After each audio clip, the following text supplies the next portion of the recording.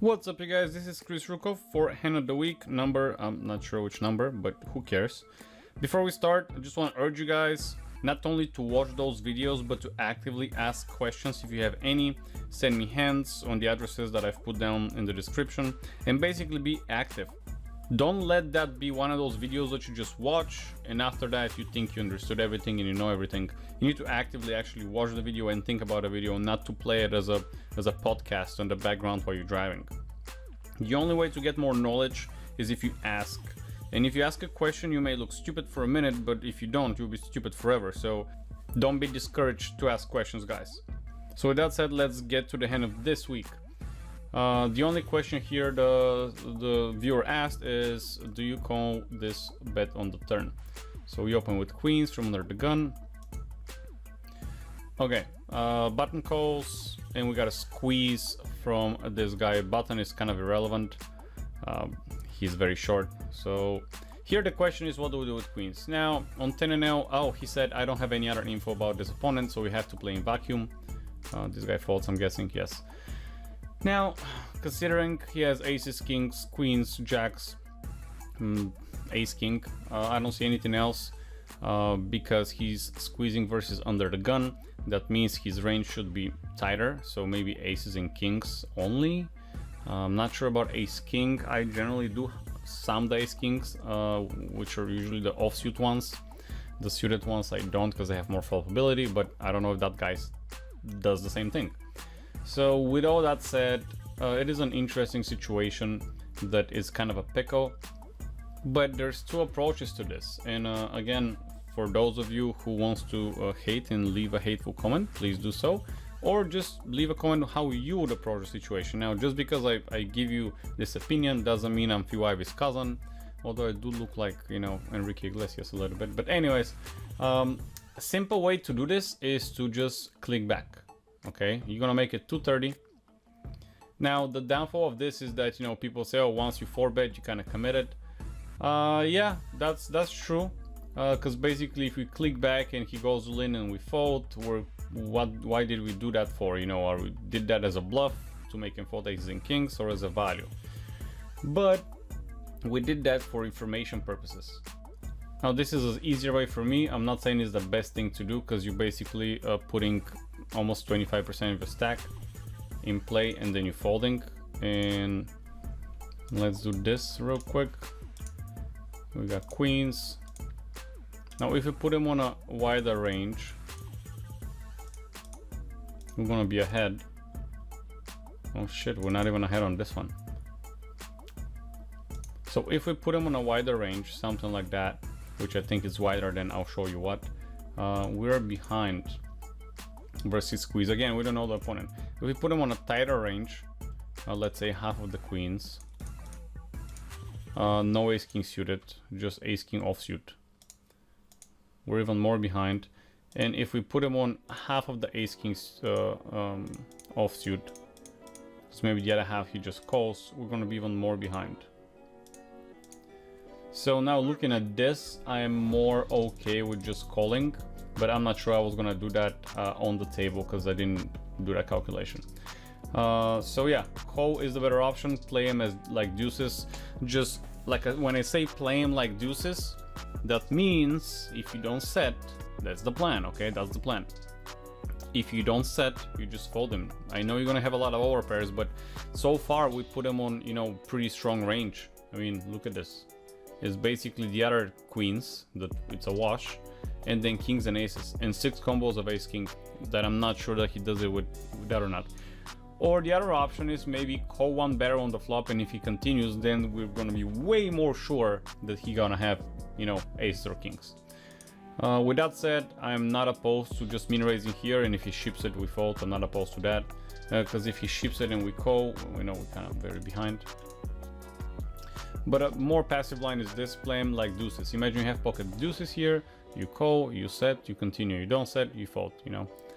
Now this is the mistake that people do here on boards like that. They continue to like, oh, but I have an overpair. If he has ace king, even if we add some of the suited ones and he continues for one barrel, that's fine. think about if you call here, what are we doing later? I am not against calling here. Just because I have queens doesn't mean I have to marry the queens. Although I'm looking for one, if you guys know anyone. But I don't mind folding them here. You know, you lose nothing and you're still gonna write an ult to the player. The other option is to call, which I don't mind as well. It's kind of close to me. But then we're gonna fold turn if he continues. Here the only purpose is that we're bluff catching. But then here this. If we call here, turn comes whatever, he checks, then what do? Then we gotta bet to protect versus ace king, or if he has ace queen of spades, which I highly don't think he does, but in case. And then the pot is $10. He has 8 behind. We're gonna bet, let's say 350, and he's gonna ship it all in. Then what do? You know, we're kind of putting ourselves in even more and more problems that we need to solve. With all that said and that analysis, play him as deuces. Just fold him and solve your problem. It's not a big deal. You're minus $1.30 so far. Okay, if he does ace king, good for him. So we did end up calling here. Hold on, because the other player is pretty quick. Okay, we did end up calling. Now, what's the plan for the turn? You know, I want to know, because all you said is I don't know that player, but I want to know what's the plan for the turn on this hand.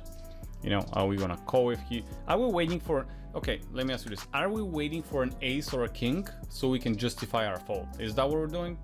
Because that's just stupid. I mean, I know I've been there. That, oh, if an ace or a king doesn't fall, you know, it doesn't. They still have aces or kings at the end of the day. And I'm like, well, there was nothing I could have done, you know? If at least ace was there or a king, I could have folded, but now I'm forced. And it kind of releases you from any liability or any responsibility of trying to play the hand better. Yes, sometimes there's nothing you can do, I understand. But considering small blind squeezes against under the gun, I'll give him, you know, the benefit of the doubt that he has a better hand than usual. So far, with a tighter range, he bet one time on the flop, which I kind of eliminate most of the ace kings that he might have. You know, he might bet there with all of them, but for the sake of argument, let's say he bets with some of them, not all of them. And if we put him on this range, on the flop he's gonna bet with queens, kings, and aces, and ace king. So from all those ace king that we put him in, let's say he bets with half. Okay, even let's put him strong. He's gonna bet with 3, all of them containing a spade. Yeah, just to give him a backdoor. And we're still smashed. Let's put the board.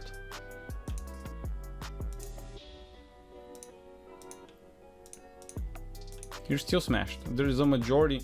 And then this turn bet, to me, tells me this guy doesn't know how to play aces or kings, or the other 3 queens, whatever. You're smashed. So, long story short, now watch. You go here, and then watch what you do. Bam, and you fold. Solves every problem. Oh, but what if he has ace king? Okay, I mean, big deal. He will have ace king sometimes. It's fine. Or the other option, if you don't want to do that, if you don't want the responsibility, call here, and then bam. Now you know he got aces and kings. Now, since it's on video and I'm recording live, I mean, I'm not editing after if I say something stupid or if I do a misread. Like a couple of hands ago, I totally didn't read the hand right. They just showed up with some random shit. Now, if he doesn't have aces and kings, because I'm pretty sure he does, I'll be surprised. But, you know, I don't think he's going to show up with anything stupid. I don't think ace-king plays like that.